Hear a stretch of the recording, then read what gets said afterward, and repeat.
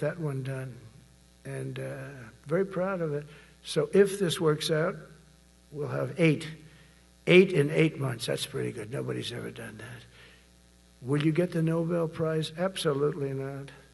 They'll give it to some guy that didn't do a damn thing. They'll give it to a guy that wrote a book about the mind of Donald Trump and what it took to solve the wars. And he'll get the Nobel Prize will go to a writer. No, but well, let's see what happens. But it's be a big insult to our country. I will tell you that. I don't want it. I want the country to get it. But it should get it because there's never been anything like it. Think of it. So if this happens, I think it will. I don't say that lightly because I know more about deals than anybody. This is what my whole life was based on. And they can change, and this can certainly change. But we have just about everybody. We have one signature that we need, and that signature will pay in hell if they don't sign. I hope they sign for their own good and we create something really great. But to have done 8 of them is just like such an honor. And then we have Putin and Zelensky. The easiest one of them all. I said, that one I'll get done. I thought that was going to be first. The others were much harder, some of them. Azerbaijan this was going on for 36 years. They said, it's not solvable, sir. Don't do it. I said, I will do it. I will do it. And I got on the phone with the 2 countries. They were great. They were great. I knew immediately. I knew as soon as I started talking to them, we're going to solve that war. We did. Now they're so happy. Now they're friends. One said he's been president for 32 years, 22 years. He said, for 22 years, I did nothing but kill his people. They were in the room together at the Oval Office. And they started off spread like this. I have the beautiful Resolute desk. And one was here, and one was here. You couldn't get further away. That's the furthest I've ever seen 2 people in front of me. And as the hour went by, they got closer, closer, closer. And at the end of the hour, we had it done. And they hugged and hugged and hugged. And I said, that's so nice, and you're going to remain friends. And I spoke to them, one of them the other day. He said, no, he's now my friend. But for 22 years, he's been the head of Azerbaijan for 22 years. And the other guy, great guy too, 7. And you know that war, that was a war that was not solvable. He said for 7 years. The other one said for 22 years. All I did was kill his people. That's all I've done. I said, well, we're going to put a stop to that. So we solved that.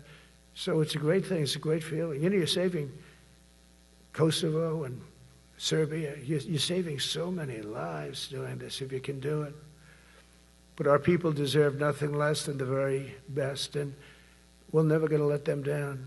And if we can solve wars instead of you having to fight wars, wouldn't that be wonderful, right? Wouldn't that be wonderful? That's why one of the first executive orders I signed upon taking office was to restore the principle of merit. That's the most important word, other than the word tariff. I love tariffs. Most beautiful word. But I'm not allowed to say that anymore. I said tariff is my favorite word. I love the word tariff. We're becoming rich as hell. We have a big case in front of the Supreme Court, but I can't imagine. Because this is what other nations have done to us. And we have, great legal grounds. But you still have a case. It would be very bad if something happened. But I said, my favorite word in the English dictionary is the word tariff. And people thought that was strange. And the fake news came over and they really hit me hard on it. They said, what about love? What about religion? What about God? What about wife, family? I got killed when I said tariff is my favorite word. So I changed it. It's now my 5th favorite word. And I'm okay with that. I'm okay with that. But they hit me hard. But it is. When you look at, we've taken in trillions of dollars. We're rich again. And there'll never be, when we finish this out, there'll never be any wealth like what we have.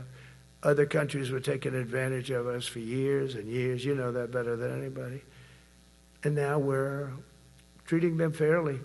But the money coming in is, we've never seen anything like it. The other day they had $31 billion that they found, $31 billion.